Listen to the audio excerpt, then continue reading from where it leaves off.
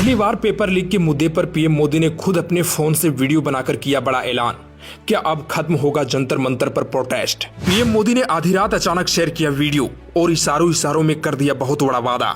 इधर शत्रुघ्न सिन्हा ने कहा बहुत देर कर दी हुजूर आते आते।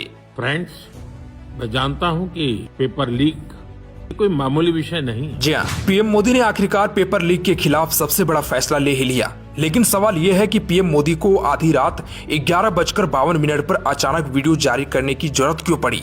और सरकार जिस नए कानून की तैयारी कर रही है, अगर वह लागू हो गया तो उससे क्या ही बदल जाएगा? जानेंगे सब कुछ, क्योंकि देश में पिछले कई महीनों से पेपर लीक का मुद्दा लगातार सुर्खियों में है। इसी बीच गुरुवार देर रात पीएम मोदी ने खुद वीडियो जारी किया। लेकिन सबसे बड़ा सवाल यही है कि आखिर पीएम मोदी ने इस समय ही देश को संबोधित करने का फैसला क्यों किया?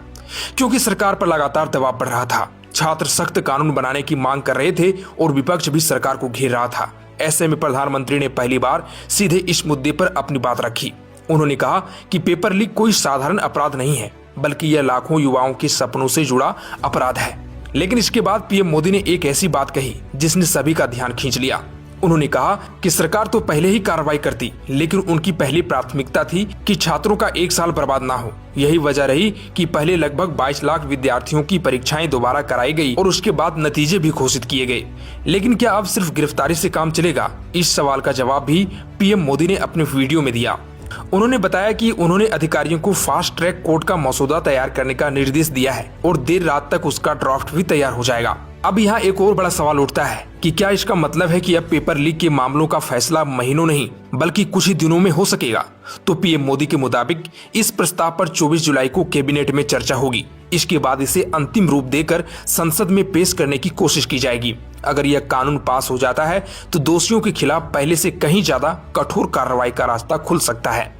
वहीं अब शत्रुघ्न सिन्हा ने प्रधानमंत्री के संदेश पर टिप्पणी करते हुए कहा कि पीएम ने जो मैसेज किया है वो पर्याप्त नहीं है। शिक्षा मंत्री को इस्तीफा देना चाहिए। उन्होंने सरकार पर कटाक्ष करते हुए कहा कि सरकार बहुत देर कर दी हुजूर आते आते। शत्रुघ्न सिन्हा ने संसद में चल रहे गतिरोध की जिम्मेदारी भी सरकार पर डाली। उन्होंने कहा कि यह संसद का गतिरोध विपक्ष की वजह से नहीं बल्कि सरकार की वजह से है। सरकार ने कोई मांग नहीं मानी है और ना ही इस मामले को गंभीरता से लिया। शत्रुघ्न सिन्हा ने साफ शब्दों में चेतावनी दी कि जब तक शिक्षा मंत्री इस्तीफा नहीं देते, नीट स्टूडेंट के परिवारों को मुआवजा नहीं मिलता और जब तक इन बच्चों पर चल रहे मुकदमे वापस नहीं लिए जाते, तब तक विपक्ष सरकार की नहीं सुनेगा।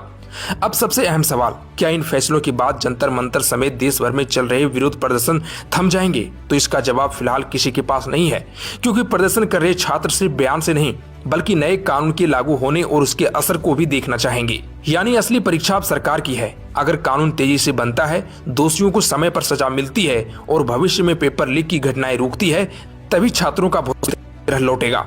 अब आप बताइए, क्या आपको लगता है कि फास्ट ट्रैक कोर्ट और कठोर सजा से पेपर लीक पर सचमुच लगाम लगेगी? अपनी राय हमें कमेंट में जरूर बताएं।